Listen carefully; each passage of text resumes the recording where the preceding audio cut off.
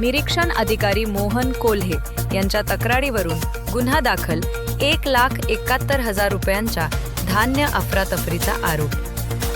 निरीक्षण अधिकारी मोहन कोल्हे यांनी महागाव पोलीस ठाण्यात दिलेल्या फिर्यादीवरून मलकापूर येथील संत ज्ञानेश्वर अपंग बचत गटाच्या रास्तभाव धान्य दुकानाविरोधात गंभीर गैरव्यवहाराचा गुन्हा दाखल करण्यात आलाय।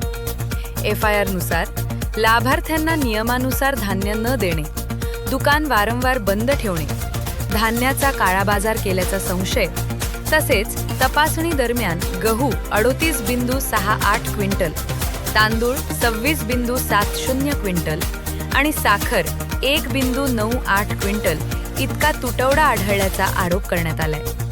या धान्याची अंदाजे किंमत 1,71,835 रुपये असल्याचे फिर्यादीत नमूद करण्यात आले आहे।